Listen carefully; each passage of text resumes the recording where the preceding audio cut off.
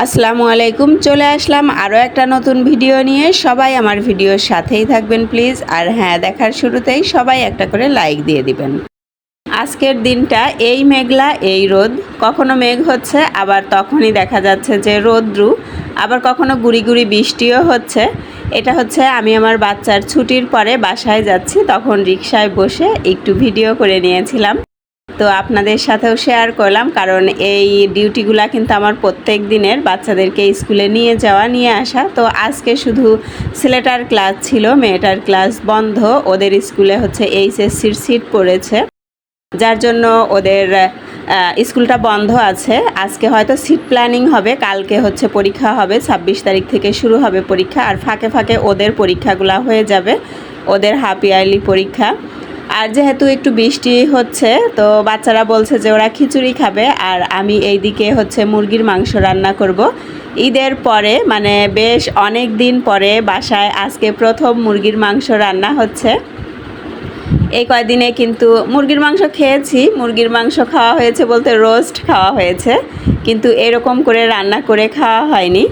তো এই কয়দিনে শুধু গরু অথবা ভেড়া, খাসি এগুলো খাওয়া হয়েছে। তো মুরগির মাংসটা আমি রান্না করে নিলাম, আর হচ্ছে খিচুড়ি রান্না করব। তো স্কুল থেকে এসে কিন্তু আগে আমি বাচ্চাদেরকে নাস্তা করিয়ে দিয়েছি, নাস্তা করিয়ে দিয়ে এরপরে বিছানা টিছানা গুছিয়ে নিয়েছি। খালা এসে ঘর ঝাড়ু দিয়েছে, অন্যান্য কাজ করেছে। আর এদিকে আমি রান্নার সমস্ত কিছু গুছিয়ে নিয়েছি।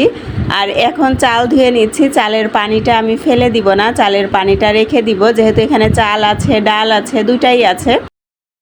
এই চাল আর ডাল ধোয়া পানি, এটা কিন্তু খুবই একটা উপকারী। সেটা হচ্ছে এই যে বারান্দায় এই গাছের জন্য। এখন কিন্তু কম বেশি ম্যাক্সিমাম মানুষের বাসায় কিন্তু গাছ আছে। আর আমার বাসায় যে সুন্দর পেঁপে গাছ হয়েছে, মাশাল্লাহ। দুইটা বারান্দায় দুইটা পেঁপে গাছ হয়েছে, আরও ছোট ছোট কিছু পেঁপে গাছ আছে। তো এই দুইটা অনেক বড় হয়েছে, যার জন্য আমি আলাদা করে দুইটা টবে দিয়ে দিয়েছি। আর যেহেতু পানি নিয়েই এসেছি, চাল ডালের পানি, তো ভাবলাম যে সব গাছেই একটু একটু করে পানি দিয়ে দেই।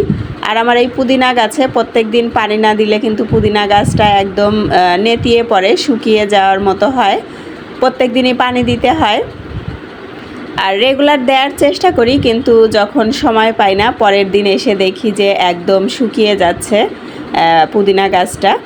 আর অন্যান্য গাছেরও একই অবস্থা হয়, তবে কিছু কিছু গাছ আছে যে 3 দিন 4 দিন পানি না দিলেও কিছু হয় না। আমার এখানে এরকম গাছও আছে। তো সব গাছেই আমি একটু একটু করে পানি দিব। আর এই যে আমার মরিচ গাছে কিন্তু ফুল এসেছে, সাথে একটা মরিচও কিন্তু হয়েছে, বেশ বড় হয়েছে মরিচটা। এগুলো দেখেও কিন্তু খুব ভালো লাগে। আর এখানে সন্ধ্যা মালতীর বীজ বের হয়েছে, এর আগের থেকেও বের হয়, কারণ অনেক দিন ধরে কিন্তু আমার এখানে ফুল হচ্ছে এই গাছে, অনেক চারাও বের হয়েছে। আর আরও একটা জিনিস, সেটা হচ্ছে আমার বাড়ি থেকে কচু পাঠিয়েছিল, মুখী কচু, যেগুলা ছোট ছোট কচু। তো সেগুলো গাছ গজিয়ে গিয়েছিল, আমি এখানে মাটিতে পুঁতে রেখেছিলাম, সুন্দর গাছ হয়েছে। আর একটা হচ্ছে এটা মিষ্টি কুমড়ার গাছ, সম্ভবত মিষ্টি কুমড়া কাটার পরে এখানে বীজগুলা ফেলেছিলাম, সুন্দর একটা গাছ হয়েছে। এই তো আমার বারান্দা বাগান। রান্নার ফাঁকে আমি কিন্তু পানি দিয়ে গেলাম। আর এখন বাকি রান্নাটা করে নিব, যেহেতু খিচুড়ি রান্না করব। আর আমি হাতে মাখা খিচুড়ি করব, ভুনা খিচুড়িটা করব না, যেহেতু গরম, যতই বৃষ্টি হোক অনেক গরম পড়ছে কিন্তু, যার জন্য ভুনা খিচুড়িটা আর করছি না। এখানে আমি ভাতের চাল নিয়েছি, ভাতের চাল দিয়ে আজকে হাতে মাখা হচ্ছে খিচুড়ি হবে। তো হাত দিয়ে আর মাখছি না, খুন্তি দিয়েই নেড়ে চেড়ে দিলাম। এখন একটু সরিষার তেল দিয়ে আবার মেখে তারপরে পানি দিয়ে ঢেকে দিব। আর আমি রান্নার জন্য সরিষার তেলটাই ইউজ করি, যখন কোনো কিছু ফ্রাই করা হয় তখন কিন্তু সয়াবিন তেল ইউজ করি। এই তো খিচুড়ি কিন্তু বসিয়ে দিলাম, যেহেতু প্রেশার কুকারে দিয়েছি, এটা কিন্তু দ্রুত রান্না হয়ে যাবে। আর আমার গ্যাসেও একটু কম, যার জন্য প্রেশার কুকারেই দিলাম। আর কাঁচামরিচ দিতে ভুলে গিয়েছিলাম, তো আবার খুলে কাঁচামরিচ দিয়ে দিলাম। আর রান্নাটাও কিন্তু হয়েছে আরও বেশ কিছুক্ষণ আগে।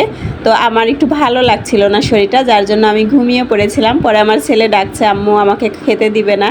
তো আমরা কেউই খাইনি। তো এখন উঠে বাচ্চাকে দিয়েছি, আর আমিও খেয়ে নিচ্ছি। আর খেতে খেতেই আপনাদের কাছ থেকেও বিদায় নিয়ে নিচ্ছি। সবাই ভালো থাকুন, সুস্থ থাকুন, আল্লাহ হাফেজ।